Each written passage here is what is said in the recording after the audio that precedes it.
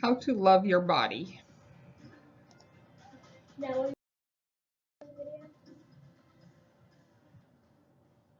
Maybe you hate your body, or maybe you just wish your body looked different. You're not alone. Research shows up to 84% of American women experience body dissatisfaction in their lifetimes.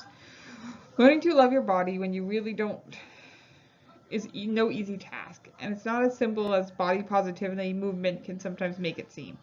Going from I hate my body to something more positive will take time and cautious effort. Here are a few small, concrete ways to start. Commit to it. You've already started. Sex therapist Cindy Darnell tells MBG. The fact that you acknowledge you want to change is how you start to change. Congratulations. Acknowledgement is 50% of the labor. The first step to changing how you feel about your body is committing to the change. You need to acknowledge that you have a negative relationship with your body and that you want to have a positive one.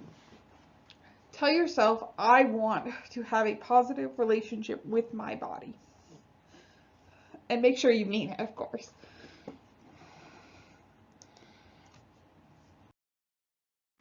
Ditch the narrative that looking a certain way will make you happier. Ask yourself this: why do you want to look different? Most likely it's because you want other people to like you. And you believe looking a certain way will make you feel more loved and accepted. We are sold on this idea that looking a certain way will bring us approval, affection, love, respect, value, etc. But the whole thing is a myth.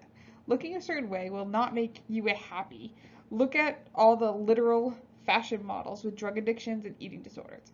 Before you can learn to love your body, you need to relinquish the idea that you wouldn't feel sad, lonely, or rejected if you looked different. Even Beyonce got cheated on. Human life involves beauty and suffering for everyone.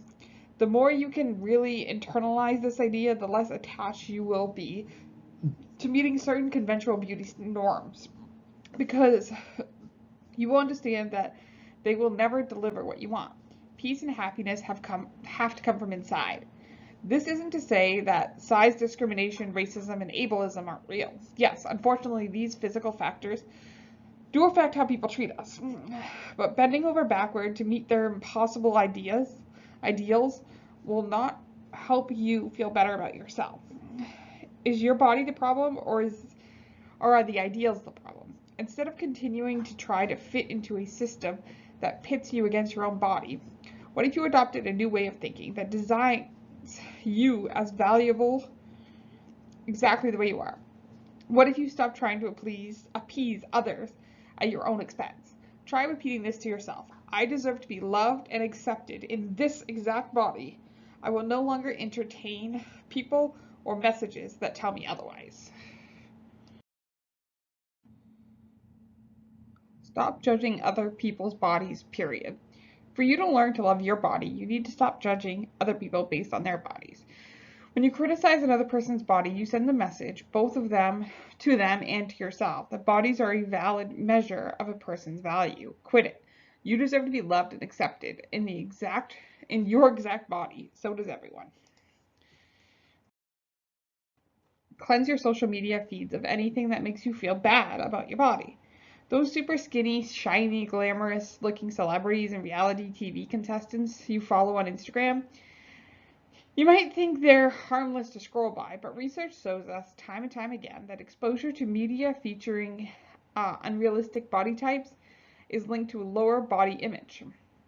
Take control of what images and messages you allow into your brain.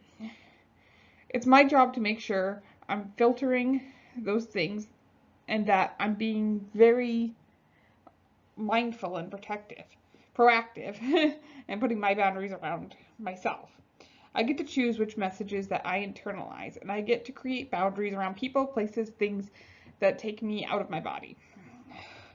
Look at the accounts you are following. Do they make you feel empowered? Delete and add new accounts as necessary, because what you surround yourself with influences you, no matter how immune you may think you are to those images. Follow social media accounts that show bodies that look like yours. If you're fat, start inundating yourself with images of fat people being happy, confident, sexy, and on display. If you're a person of color, up your intake of content featuring black and brown joy. Curating your media consumption can make a huge difference in your psyche and your perception of what makes a beautiful body.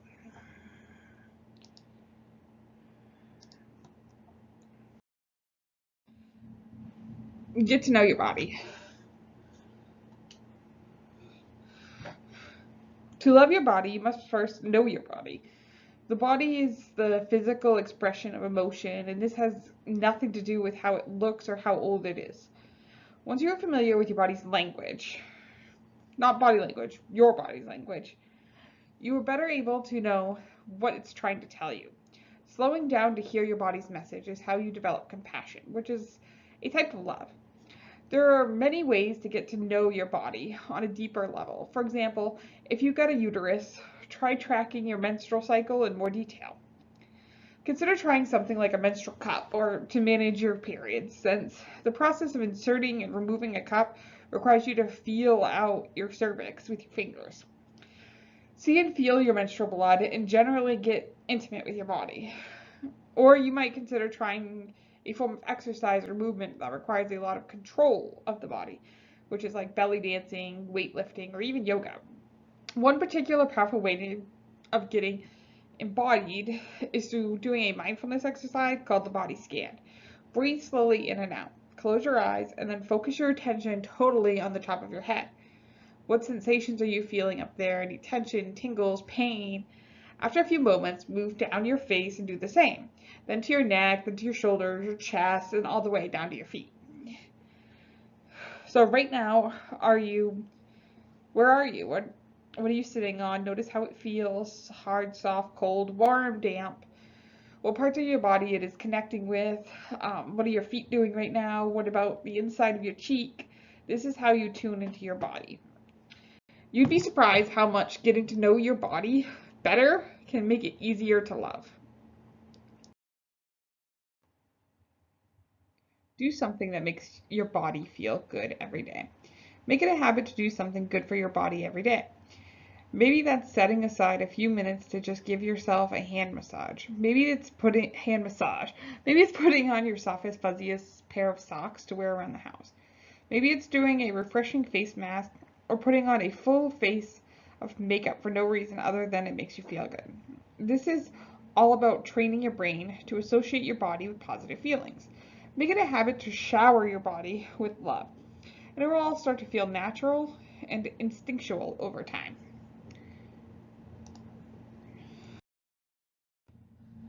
Feed your senses.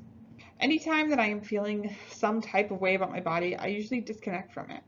And I'm usually disconnected from the pleasurable experience of having a body, of being able to taste delicious things, see beautiful sights, to hear things. Our bodies are primed for pleasure. The whole purpose of having a body is for us to feel good. Feed your senses, she recommends. Really engage with them. That creates body connection. And that body connection helps disintegrate the body hate.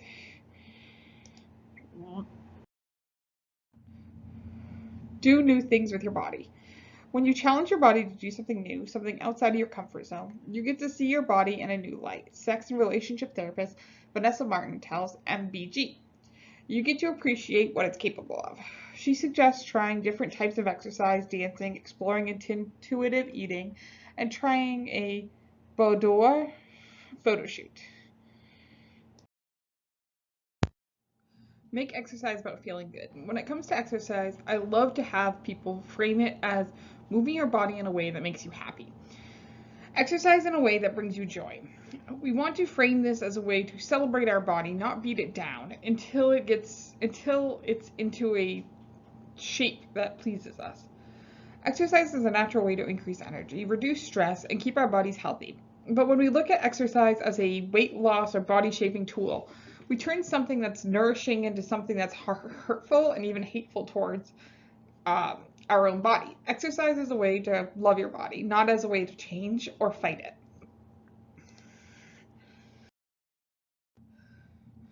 Fight fat phobia. What are your feelings around being fat? If you have a deep fear of being fat or believe there's something wrong with being fat, you're dealing with what's known as fat phobia. Fat phobia is the fear or hatred of fatness.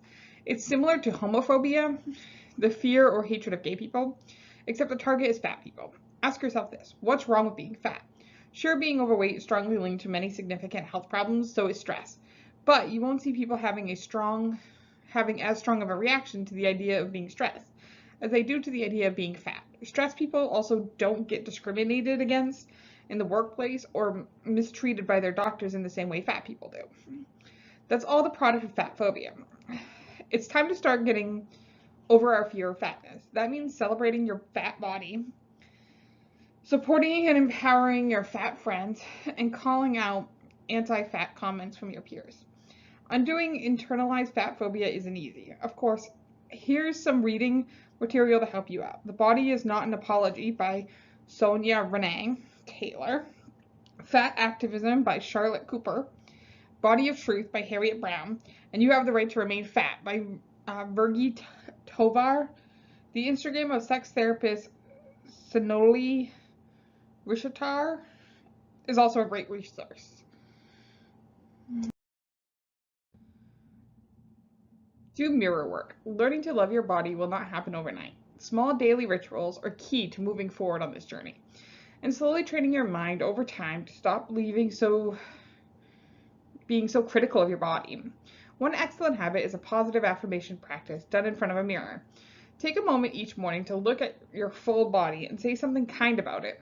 You might also want to pinpoint the parts of your body that you don't like to focus your positive affirmations on that. For example, if you hate your thighs, you might try reciting to yourself, "I love my thick thighs," or "My thighs are strong and sensual." Importantly, however, don't force love if it's just not there. Let go of having to love it. If you don't get there, it will be another reason to beat yourself up. Stop pinning on the shame. That may be too much, too radical, and damn near impossible for you at this stage in your evolution. Can you attempt to find new things, or at least a few things that you perhaps like instead? Maybe you have nice hands or ankles or pretty eyes, great shoulders, or amazing hair.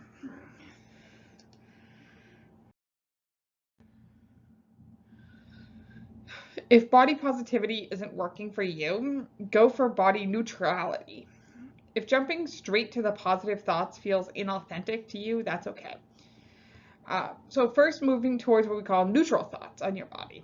If your thought is, "My stomach is so disgusting," it's not believable to tell yourself your stomach is beautiful yet. But you can practice the thought, "This is a human stomach." Every time you look at it, or whenever your brain starts complaining about it, the more you practice these kinds of neutral thought swaps, the easier they get. Eventually, they will become your default natural thoughts. For people who struggle with body positivity, body neutrality can be surprisingly freeing.